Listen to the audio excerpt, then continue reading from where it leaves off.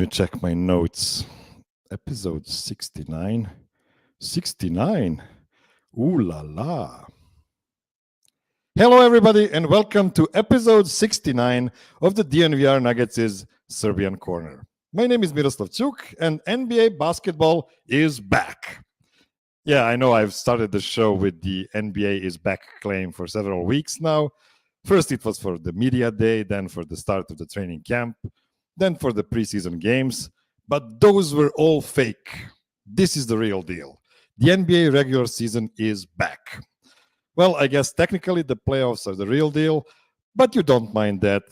Your true sickos following our Denver Nuggets 24/7, 365. Well, I have good news for you nerds. 2024 is the leap year, so you'll be able to follow your favorite team for 366 days next year. Let's see if we can squeeze in an extra show for February 29th. The first two games are in the books. Versus the Lakers, it was a very close game, probably the closest 12-point game in the league history. It probably caused some conversations between the stars of the very historic franchise and the Los Angeles Lakers are one. And boy, I would not want to be in the Nuggets' place next time they'll be forced to play the favorite team of the Dallas Cowboys fans. The Cowboys are a baseball team, right? Maybe hockey? I don't care. Versus the Grizzlies, we've seen an ugly, ugly game. Jokic looked very sloppy, recorded 9 turnovers. But the truth is, Memphis guys play very frenetic defense, at least 2 gears above the level Nikola is willing to play in late October. Jamal was clutch, but my main takeaway were Zeke and Peyton playing like madmen, similar to Grizzlies, and I liked it a lot. I've called in some top-shelf guests to help me get my thoughts together.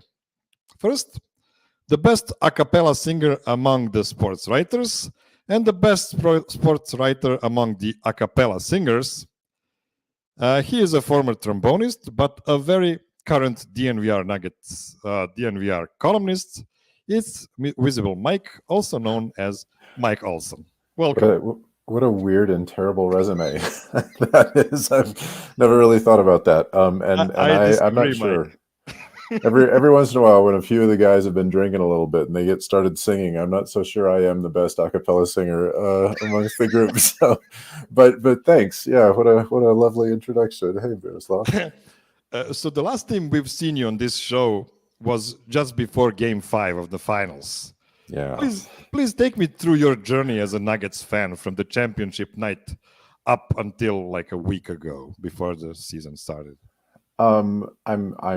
I know I wasn't alone in shedding a tear or two when that finally all came to pass. My gosh, watching that team for so long and following them through so many ups and downs, but especially with a team that's not just as talented, but as great and cohesive as this one. What a fun team to follow as a fan, you know. And so it was.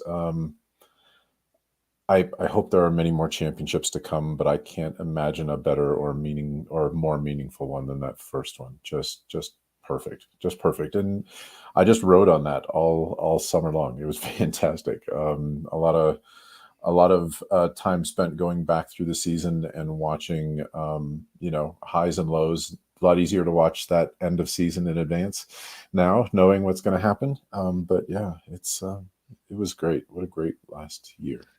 It was truly special. Just after the Lakers game, the journalist from Serbia, Aleksandar Žigić, asked Nikola Jokic how did it feel for him to get that ring finally and stuff like that. And he was like, man, it's special because we don't know. It might be the only one we get. Yeah. So you need to soak it in. And, for some of these guys, it will probably be the only one. We already have some guys that are not on the team anymore. So yeah, I guess that's special. But we'll talk a bit more about the ring ceremony in a minute.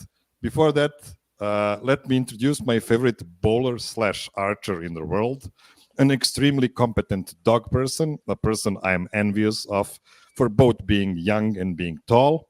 He is the host of the Nuggets podcast called Four Corners, which I never miss. It's Rayvone Hackshaw. Hey Hey, guys, what's going on? it's been almost 4 months since you've last been on the show. So how is life? Good. I study at CU Denver. That's been fun. I play basketball for them. As you mentioned, I enjoy archery, and we're working on being a PBA member. We'll see. What is a Wow. PBA? So it's the Professional Bowling Association. Oh, oh, sounds super serious. So are you We'll see. expecting a maxed extension if you get to it? Um, Maybe just getting in would be nice. I'll let you know in about a month or so. Good Oh, luck, Ray. that sounds really exciting. That's I, cool. I'll follow up on that in a month to see what happens. Okay, last but not least, one of my favorite people in the world I haven't had the chance to meet in person yet. He loves space, loves science, but above all, he loves the Denver Nuggets. It's Joshua Messer. Welcome back to the show, Josh. What's up, guys? How we doing, Miroslav? Excellent. It's so exciting to have some actual games to talk about. So it should be fun. This will be uh, uh, a show with no debutants. After some time, I'm always trying to get some new faces on the screen. But this time around, I was like, yeah, let's get some old dogs here, and we can go forward and back on several subjects. So before we begin, with the week that happened, the first thing that happened was the ring night, the banner ceremony, the ring ceremony. Josh, how did you observe that special occasion in the Nuggets history? Man, it was goosebumps. I really don't think that I have quite the I haven't been following them for quite as long as some of the other folks around, but basically since like 2010, I really started getting into the Nuggets, and so 13 years or so, and over the past 10 years or so, just religiously just following everything they do. And so I mean, I just watched it at home. You had it on the living room, was recording it. I've watched it again since, and it was just so cool to see like some of the players get really emotional, to see Jokic get emotional, to hear how cool that AG got up there, and man, it was just so exciting to see them get their moment. Like I feel like they've gone through a lot. The finals seem like they were so long ago, and to see that all happen was pretty incredible. Ray, did you have a tear in your eye while you were watching the banner go up?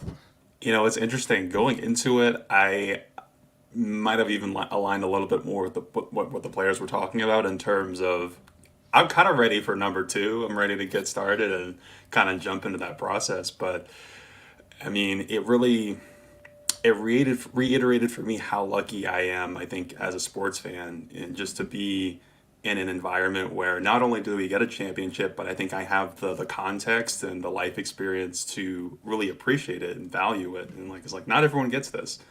So I'm like, did I? Maybe a little bit, maybe a couple tears. A little. It did. It did. It struck me somewhere deep in my giblets. So, Mike, during all the years you've been following the Nuggets as your favorite team, you've seen the team climb upwards, and then just fall down horrendously, and then they get another climb, and this time around it wasn't a quick climb; it was a 8 season long climb. Was it the most fulfilling way to get to the championship?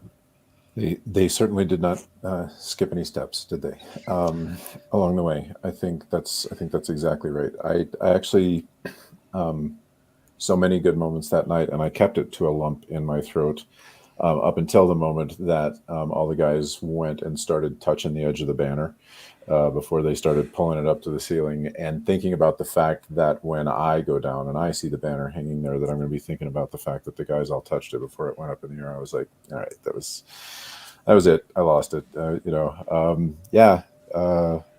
It was momentous. They really built to it all the way, and you think about all the steps they did take along the way, all of the not quite making it into the playoffs.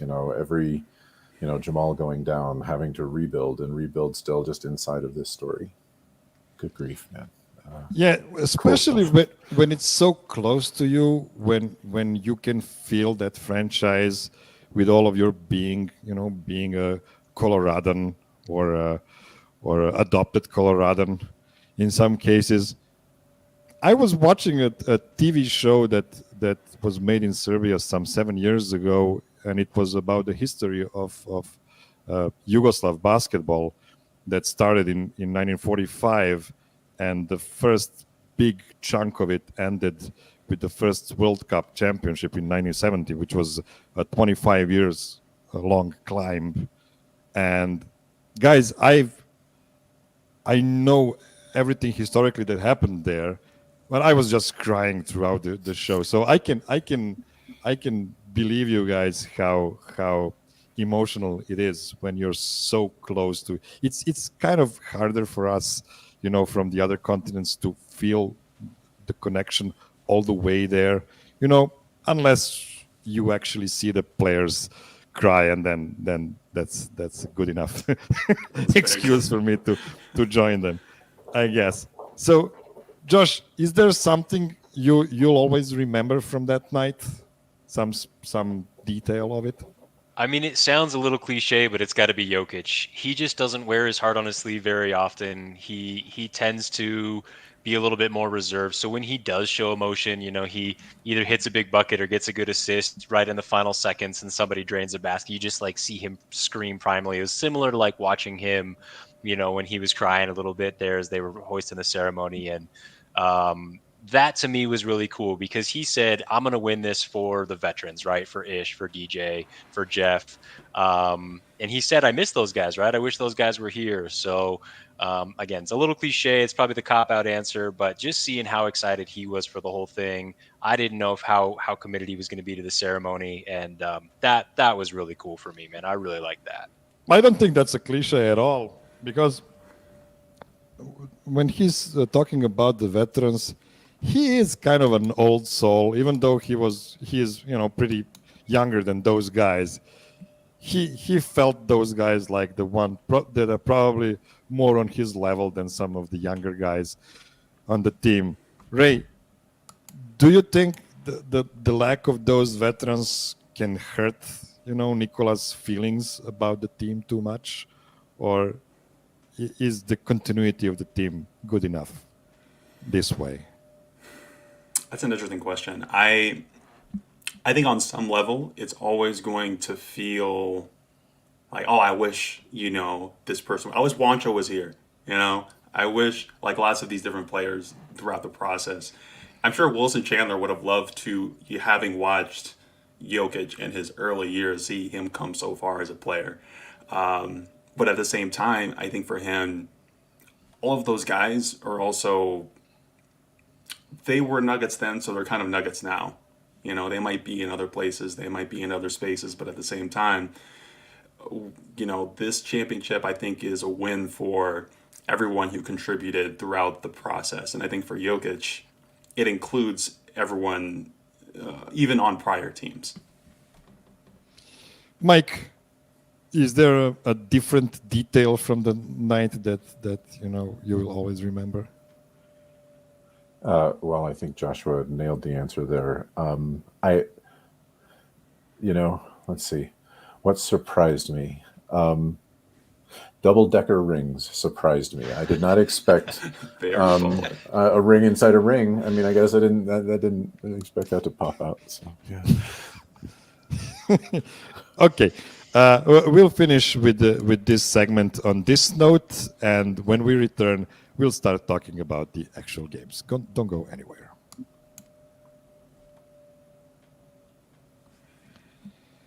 Okay, we are back. Let's start with that Ring Night Lakers game. So my biggest takeaway from that game, to no surprise, since I'm just a smidge biased toward the great Samborian, was the fact that Nikola still just doesn't see Anthony Davis in front of him. So, Josh, were you surprised to see that nothing changed in these 4 months since we saw those two guys on the court? I mean, it felt like Game 5, right? I mean, it felt like, Jokic has AD figured out. He has the whole team figured out. I mean, we say AD, but I mean, the reality is oftentimes he's not even guarding him, and he's still picking them apart. I mean, it was like a symphony, right? Everybody knows their role. Everybody's in concert, just trying to work together. So it was beautiful basketball to watch. It was cool to just feel like they hadn't missed a beat, especially the starters, but even some of the newer guys who were trying to get into the mix. That was a fun game to just feel like, wow, they're still really cohesive. So, Mike, if AD should still be considered one of the top defensive guys out there, and if Nikola is just, as Matt Moore likes to say, moving through him like water, so what's there for the rest of the league to think about potential matchup with the Nuggets? Adam also talks about it a lot from the perspective of how it seems like Jokic figures guys out. I think it'll be interesting to see him against a guy like Wembanyama for a little bit, that he doesn't have a code cracked for yet. But to that end, I mean, I think similar to the way teams play in the playoffs, I think one of the things that Nikola is really good at is he approaches it to me a little bit like a boxer does. I'm going to keep doing this until you show me that I can't, basically, right? And I think it's time now for AD or somebody like that to come back with an answer if they've got one, because otherwise I think Joker just keeps doing the same things over and over. I think he's got him figured out. So, Ray, if AD cannot do it, is it Minnesota? What is the combination? Is it Wendell Carter Jr.? Who is the guy? Who is the guy? Or not the guy? Basketball is not 1-on-1. It's 5-on-5. What is actually the best remedy for Nikola, you think there is, out there? It's funny you mentioned Minnesota. I do think it is some team in a similar way that I think a lot of teams played LeBron this way, is that like they didn't have one guy to say, we're going to cover LeBron with this one guy and he's going to be the answer. They're going to bring in 3 guys, 4 guys, and rotate them in throughout a night and say, hey, you all got 6 fouls. And I think that is the closest thing you can do to stopping him. So talking about the Lakers, I think for Anthony Davis, it comes down to you're probably not going to be able to stop him from doing the things he wants to do. The best you can hope for is make him work hard and match him on the other end. And I don't think many people are actually critical of AD for not stopping Jokic. I think people are a lot more critical for the sort of 0 points in the second half. I think that is it's a tough comparison at that point. Yeah, that's interesting, because we did see the Memphis crew having more success against Nikola Jokic, probably because of the 2 reasons. One, because they played like 2 gears above what Nikola is, willing to play in late October, I guess. And the second reason, the refs just didn't call anything against him. So that's always a good thing if you can smack a guy and he doesn't get a call. That's always good for your chances against him. So I kind of expected Coach Malone to start the season, game against the Lakers with a 10-man rotation, since that preserves the bodies of his starters. But he went straight to the 9-man group, staggering Jamal with the bench, which was Reggie Jackson, Christian Brown, Peyton Watson, and Zeke Naji. Many fans wanted Julian Strother in that lineup. Not sure instead of who. But we got this defensive-minded group, and in their first stint, they were something like +5. And I know it was only the Lakers bench with LeBron against them, but still pretty good showing from them. So second game did give us 10 guys. Jay Straw got 5 minutes of play time, and we did get something like 3 minutes of all bench guys. My question to you guys is, Coach Malone didn't give us the 10-man rotation in the first game because he wanted that win against the Elves, right? What do you think, Mike? I think he wanted the win, and I'm not sure he might not have expanded had they been able to stretch it out a little more, making a few more shots along the way there. It's interesting. I also think he had the benefit of the buffer of, how often do you get 2 nights off the first thing right after you've played your first game of the season. So I think he also felt like maybe he had a little more leash to run the main guys a little longer than maybe you would have in game one, in my opinion. I don't know. So Ray, were you surprised with only 9 guys in game one? Not surprised, no. Honestly, if anything, I was surprised the amount of a role that Peyton Watson seems to have just on day one. But it's great to see. I think he's providing a lot in terms of like the physicality and doing the small things that the team needs him to do. But especially with their roster construction, that they don't have that clear fifth name yet, it doesn't surprise me too much. So Josh, Ray mentioned Watson in game one, and overall he wasn't really good, even though I guess he earned that second stint because the first stint was collectively good, but he kind of didn't. He looked like he didn't know what he was supposed to do on the offensive side of the ball. So how happy are you to see coach actually sticking with him in game two? And I guess he got good results from that.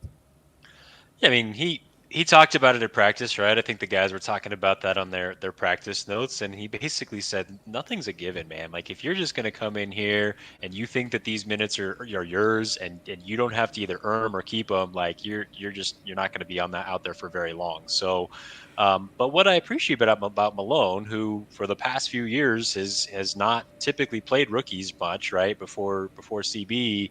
Stuck with him and said, hey, let's see what you got. We saw the potential in the G League. We saw the potential the last few games of last season, and kept with him and honestly had a great game. And I think he went 2 for 3 from the 3-point line last night. 3 huge blocks, right? I mean, all 3 of those were all over Twitter. So I think he knows now that he's got to perform well and play well and do those little things to stay out on the floor. But if he can do that, man, he's easily a lock, not only to the regular season, but I think he's going to be out there in the playoffs as well. Yeah, this is a good point to move to game 2 against Memphis. And as you said, he had those 2 threes. He had a layup. He had 3 blocks and 6 rebounds in only 18 minutes. So yeah, I was really happy to see what he brought to the game on both sides. So do you expect Peyton to build on this last game, or do you expect him, to have more or less up and down games in like next couple of months? Josh? Yeah, I mean, I see him only getting better, right? I mean, you got to have real world reps. You're going to have your highs and your lows. You're going to have good games and bad games. He's got some really cool people that he can learn and grow from. He's got some cool developmental pieces. I think we're going to be frustrated with him. I can see more games than not where he'll frustrate us and fans like a scapegoat to point to and say, those bench minutes we lost by 7 points, and it was because P. Watt was dribbling the air out of the ball. But honestly, man, I think by the time the playoffs come around, he's going to be much more in that Christian Brown ring of confidence under Michael Malone. He's going to be getting some real minutes. Mike, what do you think about his? What will his line look like? At his age, and especially with his lack of experience at stages coming in to this, right? He didn't have a ton of experience in college prior to this.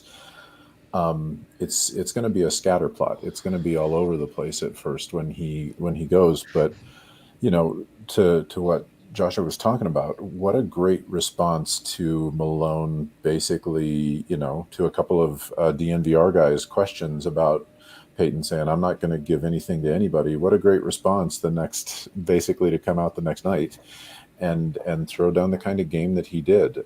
He definitely is showing that he's at least worthy of the attention, worthy of going through some of those ups and downs with, because, I I'd love to be the 1 seed again this year, but I'd sure more love to, get to a point that we've got somebody for a playoff lineup that we can look at to replace maybe what Jeff Green was or more to us in that playoff lineup, right? The way that I'm sure they're going to be looking to Christian to replace a lot of Bruce's minutes. So, yeah, Jokic did mention in one other Serbian journalist question a couple of days ago that, yeah, we did bring in most of the guys back. We need to figure like guys number 7, 8, and 9 in this season, and we should be good. So, yeah, I agree with that. Ray, were you surprised by the way Peyton jumped in quality in just one game?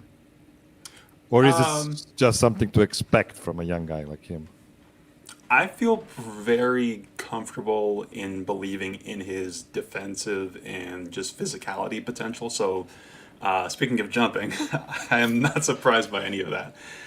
I do think we are going to see a lot of inconsistency in the offense, especially in the context of what they're trying to put together with their guard rotation as well. I think, like, between Jamal and Reggie, I think they're both playing well.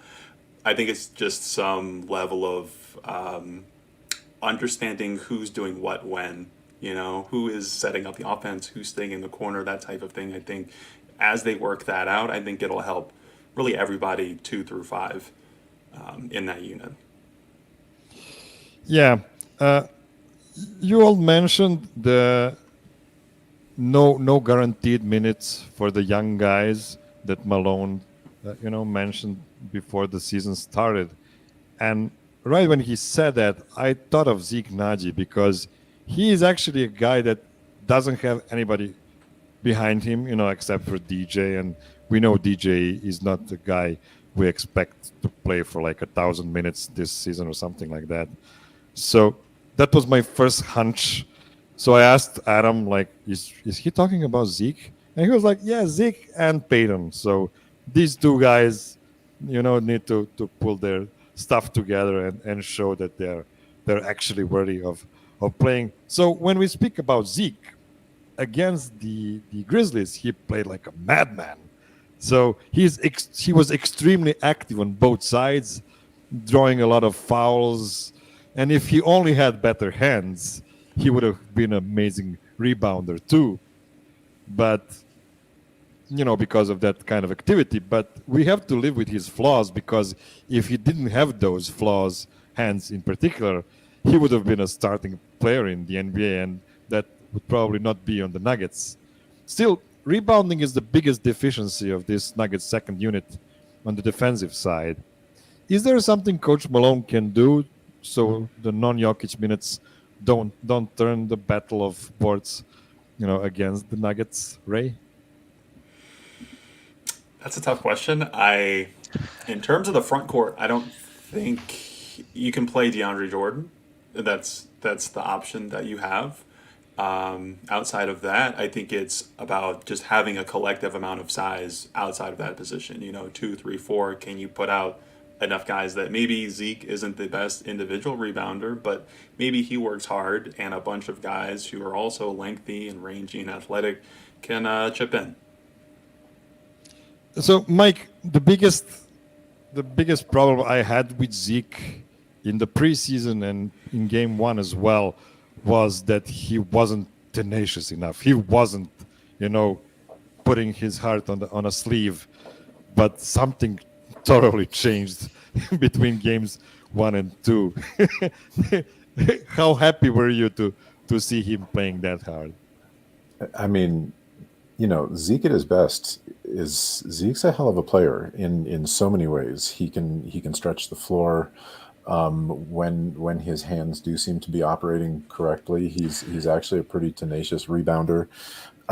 He did have a little bit of a tough night with Memphis with that, but he's so solid. My thing with Zeke is every time it seems like he's really starting to catch fire and really starting to figure everything out, there's another injury, and I think that's got to be a thing for Zeke this year, that he's kind of got to avoid at all costs if he wants to be one of those other 4 that's behind that first 5. So, Josh, Do you think the game he showed last night is enough for him to grant him a playoff rotation? In 6 months. That's tough because AG was so good, right, as the backup 5, and it worked, and we went. We only lost 4 games in 4 series. So, but the reality is, I mean, if we could try to keep those guys off the floor, that would be helpful. We got 80 games left for him to hone those skills. He's got a big contract to live up to. I think he can do it. I think he's got the raw tools, like Mike was saying, man. If he can stay healthy, like I think he's going to be one of the better backup players on our team. He can make shots. He can switch through all 1 through 5. I'm really high on Zeke. I think that he can play well if he's healthy. I mean, that's the biggest thing, man. If he can keep, and I feel like the injuries are so like nebulous, like sore knees and stuff like that I'm like, this is keeping him out for 2 months. Like, I don't, I'm not into, sports medicine, but it seems strange. So I don't know. I mean, it's, way too early to be making those types of predictions, but I think he's got a good head on his shoulders. Yeah, I want to hit one more guy, not literally, Wow. Just one more guy before we hit another break, and it's Reggie Jackson. He's been actually good so far. So the Nuggets lost Brucey B's ball handling, but it looks like Reggie is there for it. Should we treat this 2-game stretch of his just as, a 2-game stretch, or is there something more to it, Ray? It's hard. I can't buy into it that deeply yet. It's just 2 games, but I'm happy to see him playing well. That's all I can say. Josh, I'm so glad Ray's been the first one to get these 2 tough questions. I was like, no, please we'll just build off it. So, Josh, be frank.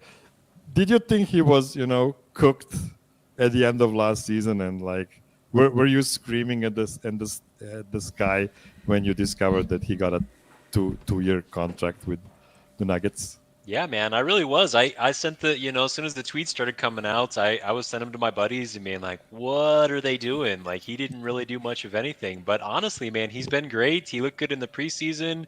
He was here all summer working with the new guys, the new recent draft picks. And then, I think P. Watt and stuff were here, and they were all saying he's been a good veteran leadership presence all summer long. So nothing but impressed between, where we were there and now. And I mean, if he can keep it up, man. Hopefully Jamal doesn't have to stagger, although when they're on the court together, they're looking pretty good. So Mike, I think we've learned a valuable lesson last summer, a year ago, when we were screaming at DeAndre Jordan signing, like, what the fuck are they doing, guys? Like, this is the most incompetent, front office ever. But then we realized all of the moves were actually good. I mean, except for the Peyton Watson, we still need to see what Peyton becomes. But I kind of was like, okay, I don't like this move, but I think I owe a benefit of the doubt to Calvin Booth after last summer. What were your feelings about that contract, 3 months ago, and how about now? I think that's exactly right, and I think I've felt that way year over year, only because the team keeps building, in a forward direction, and so it's hard to not give the benefit of the doubt there. There's so much to love about Reggie's story. There's so many great moments in his career in the past coming up to this point. The Colorado Kid angle, all of that is really cool and really great. I am admittedly probably a little hard in my own head on Reggie, because he's one of those guys a lot to me like a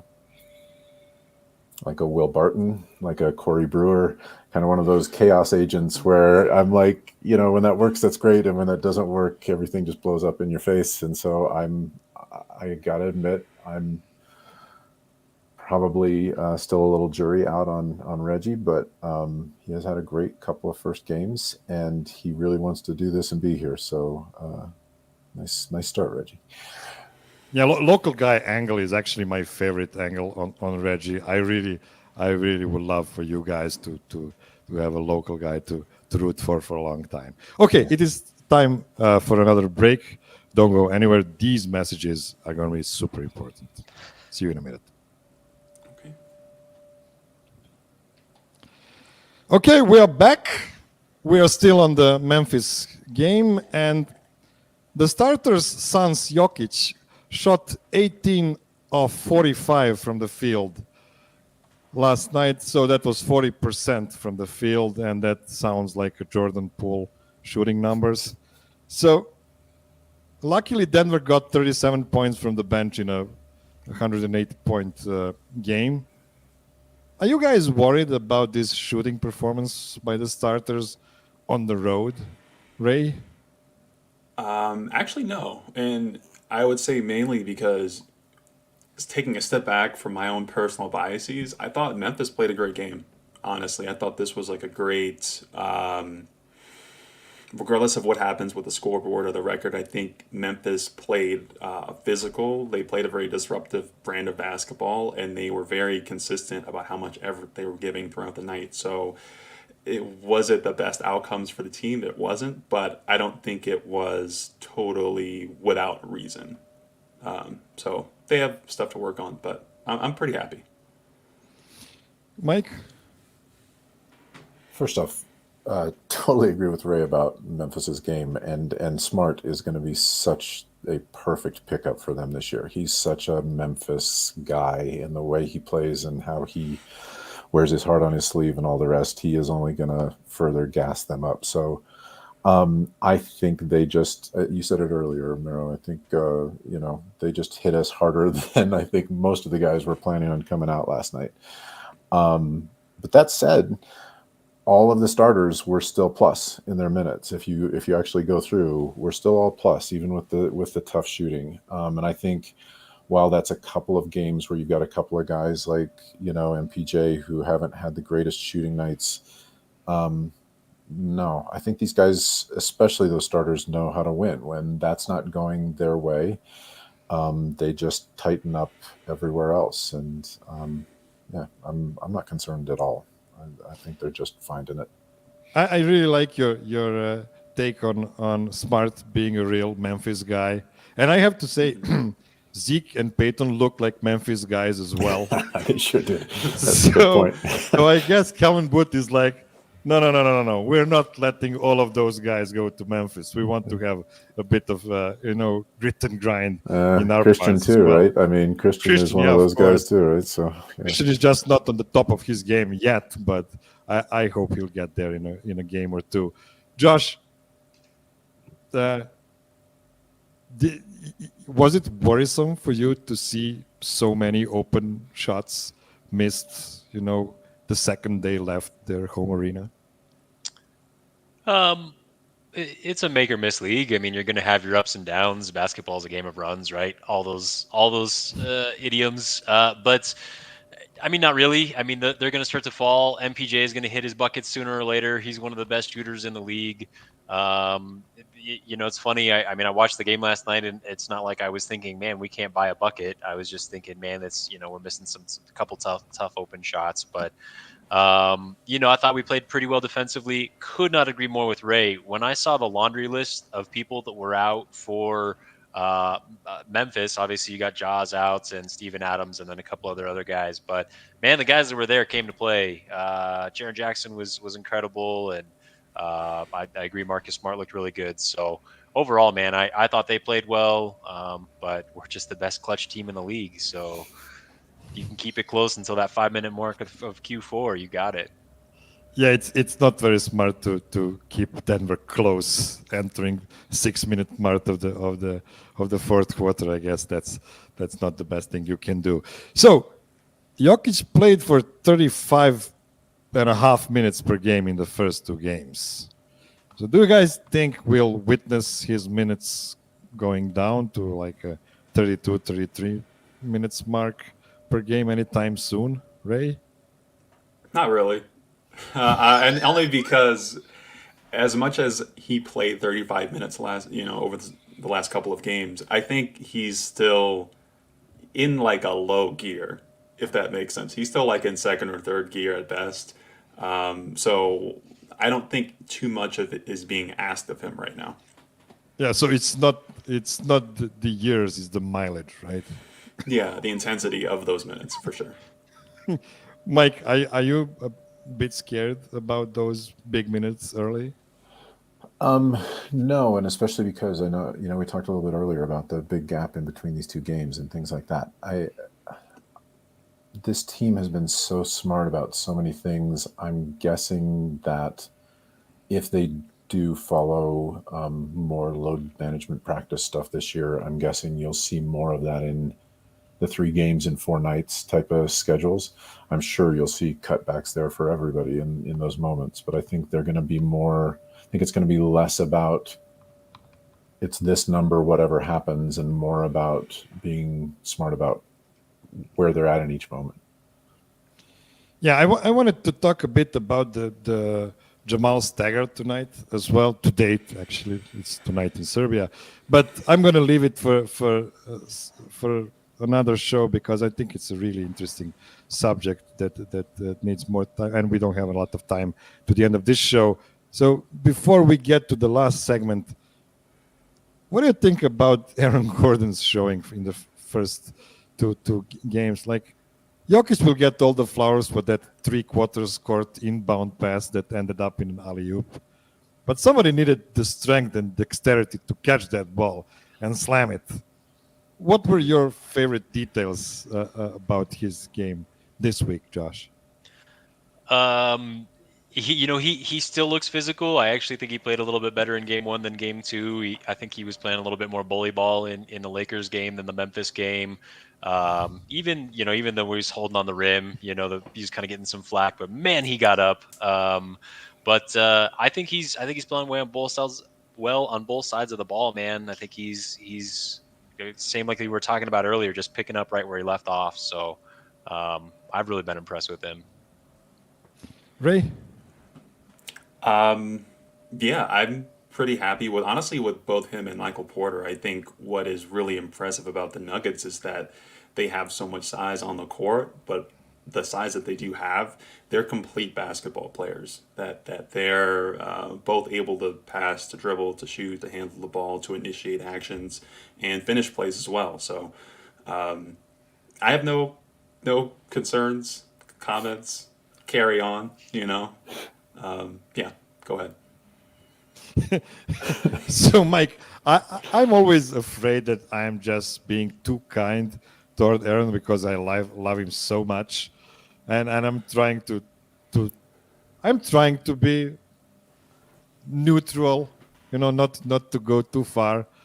But is there a more powerful forward in the league right now? More powerful. I actually, the article from this last week, I led off with I was hanging out with some buddies for the Lakers game, and we're halfway through the second quarter, and this guy is admittedly getting a little bit tipsy when he yells at the top of his lungs that Aaron Gordon is the greatest power forward to ever play for the Denver Nuggets. And we get into this big fight over it, and then I went, the names that you start throwing out, you go, that's possible. Yeah. That's very possible. The whole thing that we ended up talking about, the group of us, the 5 of us that night, was how many of those guys either are or can be, by the time they're done, the greatest at their position for the Nuggets. Man, he's got such a grasp of the game now. He's worked so hard to increase his basketball IQ. He's in the right spot at the right moment. He is, I think, really the heart and soul a lot of times of firing these guys up, especially with the physical play pieces. I think you might be underselling him a little bit. He's the third most important piece on the floor right now, most of the time. It's insanity. Being so powerful, yet so quick, so switchable. The guy guarded so many incredible guys in the playoffs this spring, and it shouldn't be understated how talented the NBA actually is. And we are still feeling so smug about this team because it really feels like one of the greatest teams ever assembled. So on that note, let's take a short break, and then we'll do some Jamal talk. Don't go anywhere.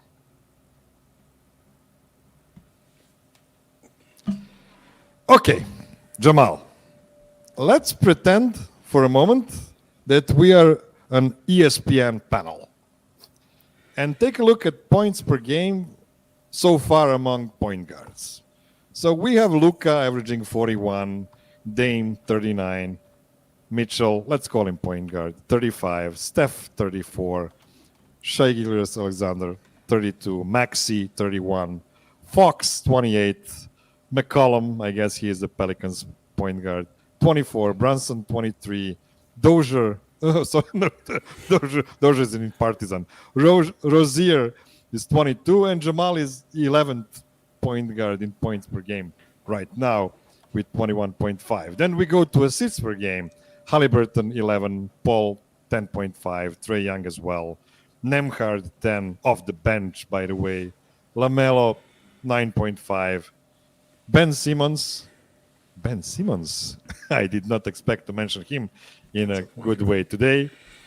Simmons, Schroeder, Van Vliet, Doncic, Westbrook all 8.5, Maxey 8, Cade Cunningham 7.5, Shea and Trey Jones 7. Jamal is 15th on the list of assists per game.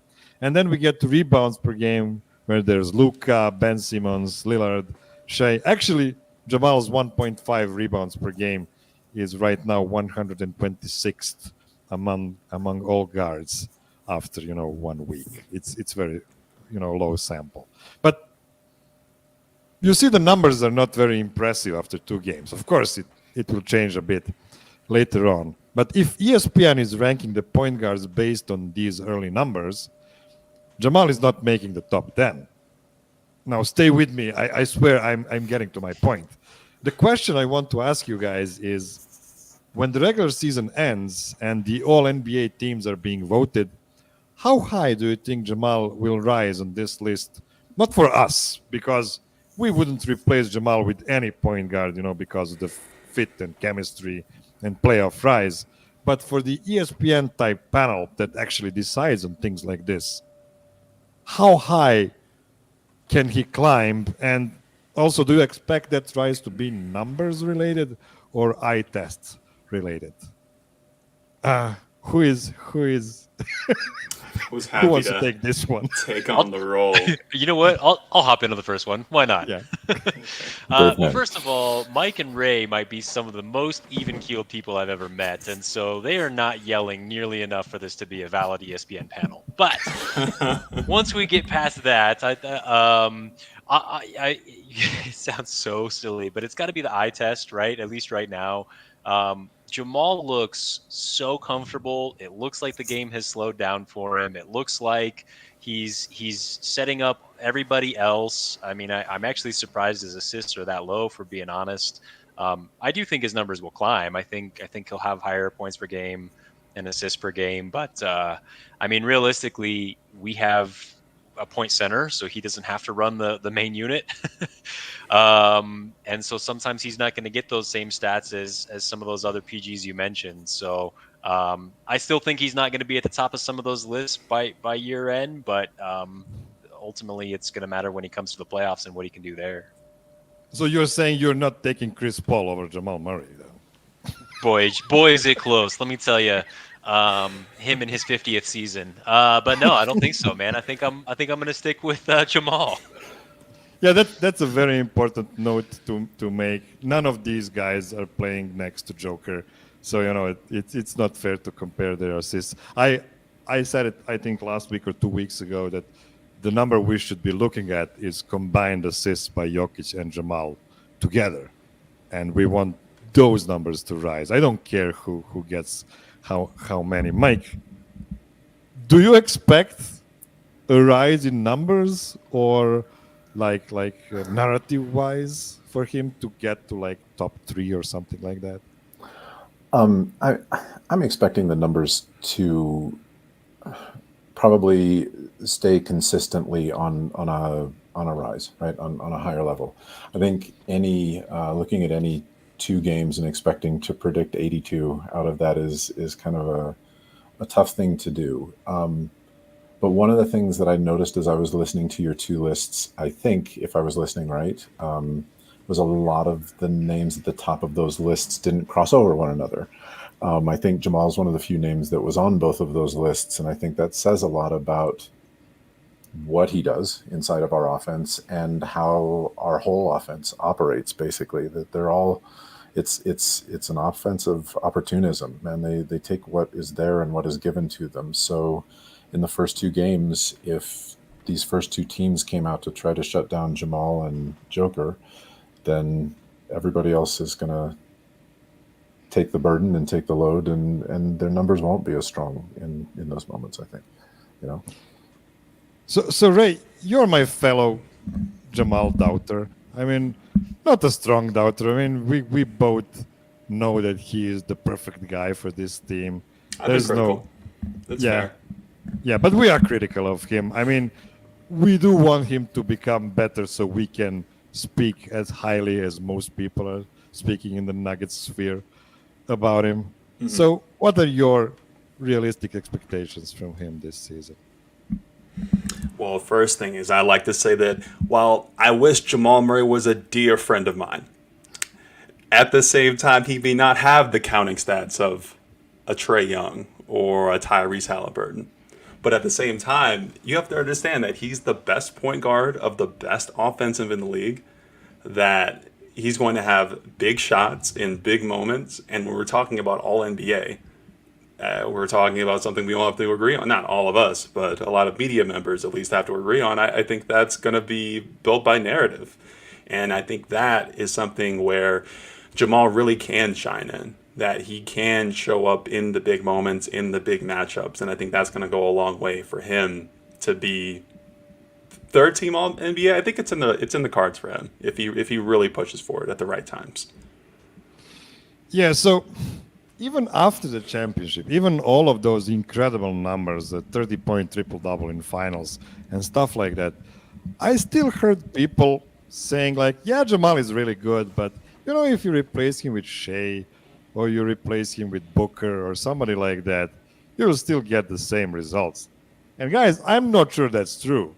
I would bet that it's not true, at least for one season, you know. It takes years to get that kind of incredible chemistry with such a mastermind of basketball like Nikola Jokic.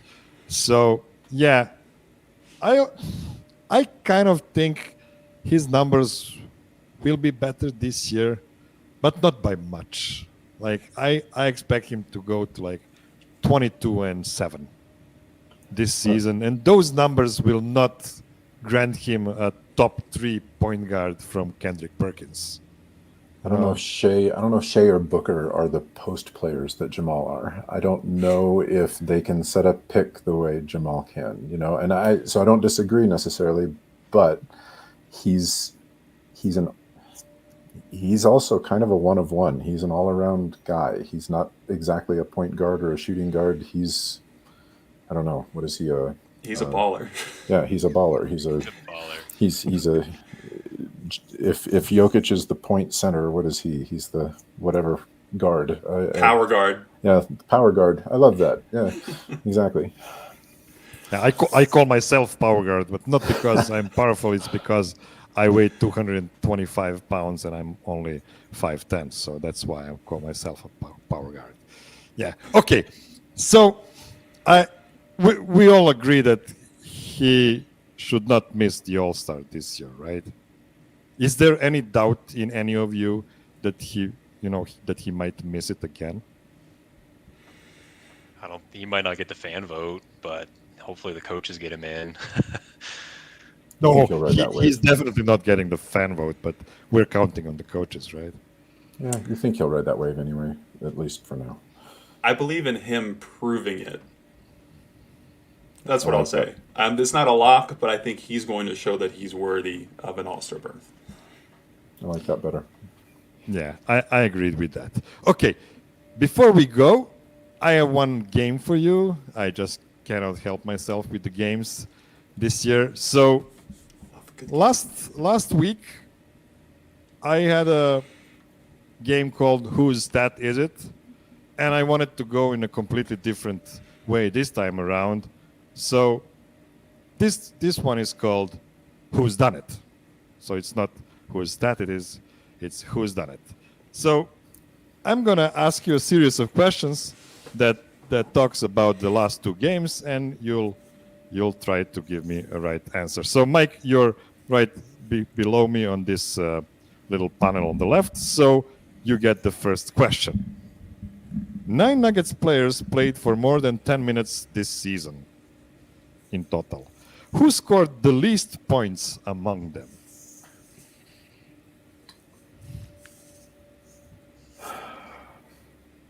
I'm terrified that this is going to be Michael Porter Jr.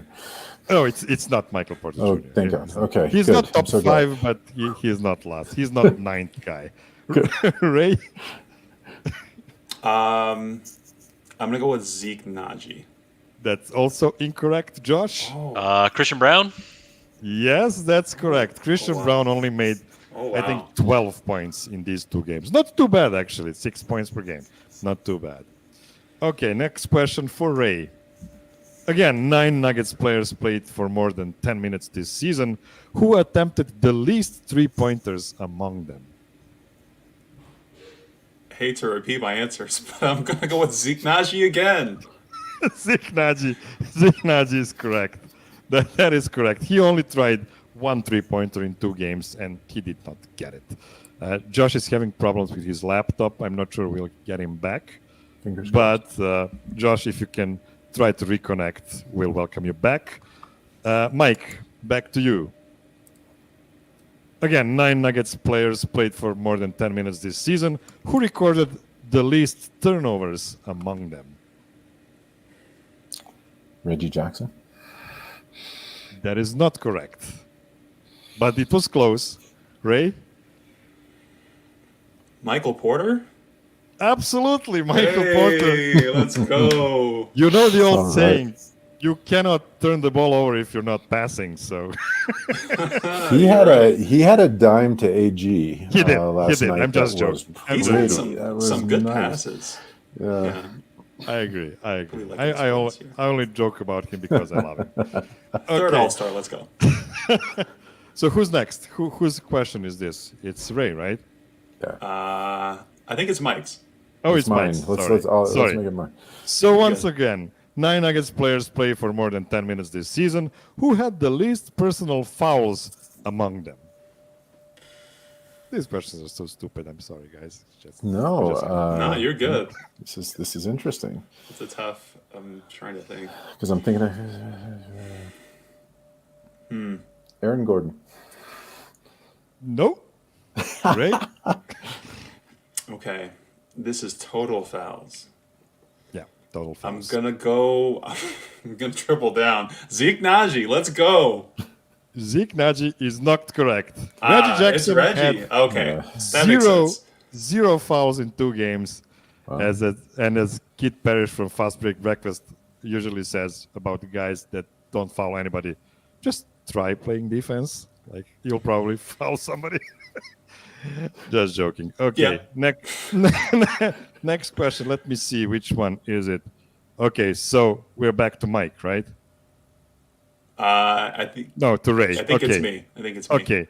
So again, 9 Nuggets players played for more than 10 minutes this season. Who had the highest true shooting percentage among them? This is an interesting question. I'm tempted to say the obvious answer, but would that be too obvious? Okay, I'm gonna go with Michael Porter. Michael Porter is not correct. Josh, How? Okay. time to steal one answer. Who had who the had- highest true shooting percentage among the Man. guys that played at least 10 minutes? I mean, Jokic missed like 8 in a row the other night. I'm gonna go with Reggie. That is also incorrect. Mike. This is a really interesting answer, actually. I'm going to go back to, and I thought Aaron was unexpected in the last one, but I think he is here too, just because he's just under the basket all the time and It's just a good- scooping up what's left. So It's I'm a gonna- good choice. That would be my guess too, but the correct answer is, it's Peyton Watson. 76% true shooting after 2 games. Wow. That's efficiency. Let's go. All right. He's hit some threes, guys. He's hit some threes. Okay, last question. We'll give it to Joshua. Josh. Sorry to dip out for a second. Nah, you're problem. good. No Glad to problem. have you back. So again, 9 Nuggets players played for more than 10 minutes this season. Who had the highest assist to turnover ratio among them? I'm gonna go with Jamal. That is incorrect.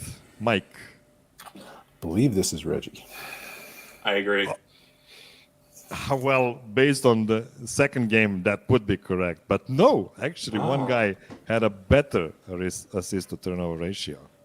There's And got it's to be a not couple guys Monte that have Morris. 0, right? There's got to be a few guys that have none. Yeah, you can't have 0 as the numerator and the No, no. denominator. I can't. Yeah, I you can't accept- cannot. This guy did have 1 turnover in 2 games. Is it Michael Porter? It's not. He didn't have enough assists. Ah, It's Aaron Gordon. His assist to turnover ratio is 8, guys. 8. Wow. He had 8 assists to 1 turnover. Incredible showing from Aaron Gordon being savvy in the first 2 games. So from one Mr. Nugget to another, taking the reign of assist to turnover kings. Yeah, so Yes. that's all for today. Mike, you already mentioned that you wrote about Aaron Gordon in your last column. Can you give us a sneak peek into it, or maybe into the next column you're thinking about? I think that's the gist of this last one is looking at each of the 5 guys and whether or not, I think it's pretty obvious that, Joker is the best center who's ever played for the Nuggets. As illustrious as that list is, he's pretty unquestionable at this point. Jamal, I don't know if you make that argument just yet. And that was the conversation we ended up sitting around the table having, was where are each of these guys? How does KCP fit against all of the rest of the shooting guards who have, played for the team? Where will Michael Porter sit someday against somebody like an Alex English and things like that? So it was a fun chat. Ray, when can we expect the next episode of Four Corners? Yeah, I do a podcast. It's called Four Corners. It's very informal. We talk about the Nuggets and anything kind of Nugget adjacent. We also talk about the Broncos sometimes, a little bit. It's awesome. It's an awesome Yes. Tomorrow at 4. Tomorrow at 4 o'clock Mountain Time, we are going to go live with our 3rd live episode. We're working on that. So feel free to drop by, drop some comments, drop a like, or just listen. All good with me. Excellent. I love the way your podcast is growing through these. You had like 100 episodes by now, right? Yeah, our most recent episode was episode 100. So I That's know awesome. the pandemic Congrats. was so long ago, and here we are. That's awesome. I'm only at 69. That I feel. Hey, ashamed. it's a very I feel nice ashamed. number. It is. So, Josh, feel free to plug whatever you want.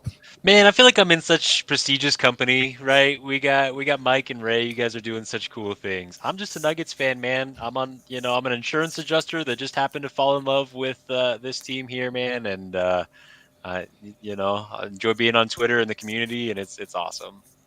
Yeah, just go follow Josh on Twitter. He is at Space Nerd. Help me out. 1313. 1313. So he's a great follow. Just go ahead and Great follow opinions. both Josh and Ray and Mike as well. Okay. As for you, my dear listener, I'll be back next Sunday since there will be a game on Saturday. I already have some exciting guests lined up. Please give us a like on your way out, and idemo Nuggets. Idemo. Bye, guys. That was fun.